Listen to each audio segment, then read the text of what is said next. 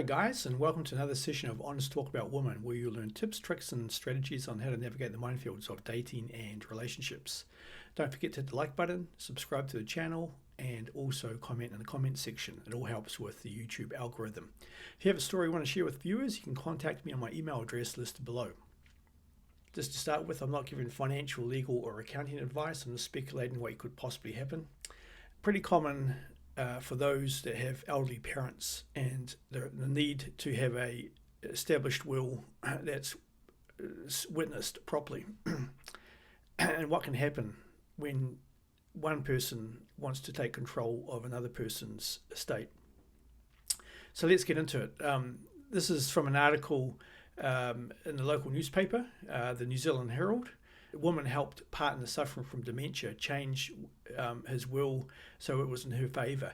So this is from October 2024, local newspaper, and it's quite a long-winded article, so I'll summarise it for you. So basically, a woman took her dementia-suffering partner to an accountant before he died to sign a will that instructed his estate to go to her and not his three daughters.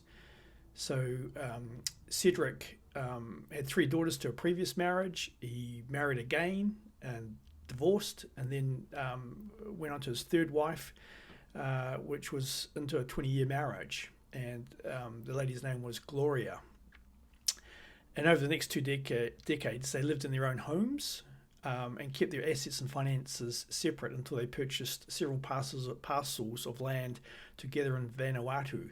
So for those that don't know where Vanuatu is, it's in the Pacific. So a little Pacific island, which is very nice.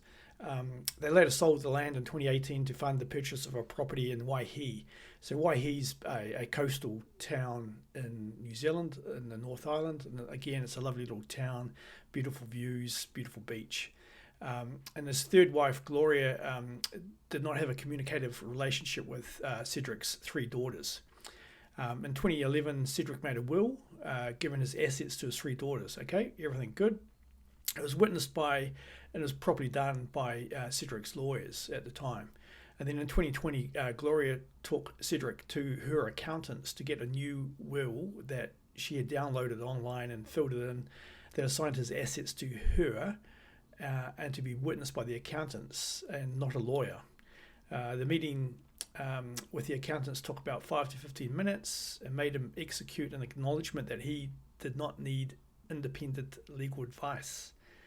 Okay, that's very interesting. Also, using an accountant rather than a lawyer doesn't bode well. Should it go to the court?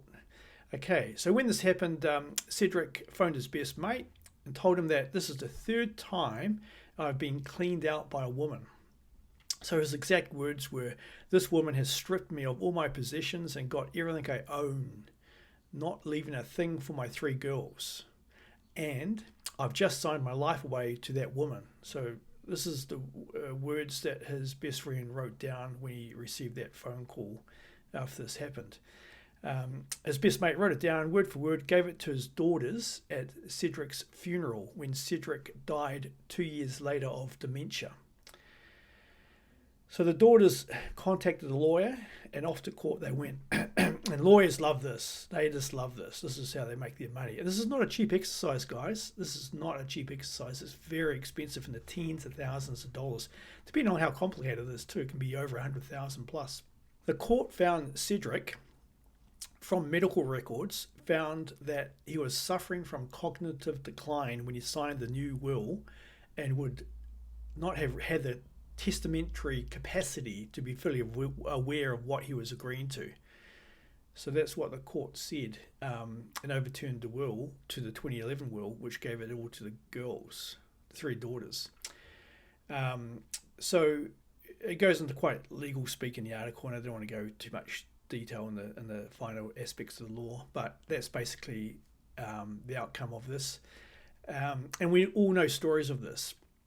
I once had a girlfriend whose mother had an estate and was handed over basically to the guy that arrived 1 minute to midnight in her life, and everything went to him, and it was all certified by the lawyers and things like that. And she was very, very bitter about it. And it was a shame that it wasn't done. I didn't know quite fully the circumstances of it, but I was quite surprised to hear about it when it did happen. So basically the moral of the story, guys, is to get independent legal advice before it's too late. So we all have parents, some of them are quite elderly, and they're going through cognitive decline, and I think it affects 30 to 40% of people who get old have cognitive decline, can lead on to dementia. So it's always best to dot the I's, cross the T's, guys, because the legal expense after or post death can be quite significant, and it can dwindle away any possible inheritance. So my advice is to get the best legal advice possible before it's too late.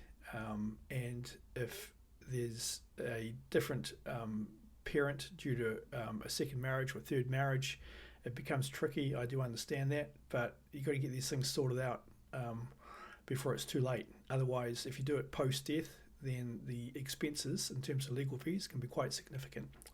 So that's it for today, guys. If you want tips and tricks on dating and relationships, Alpha Dating, it's on Amazon Kindle. Great book, very reasonably priced. You get way more benefits than the cost of it, so do purchase it. Until next time, take care.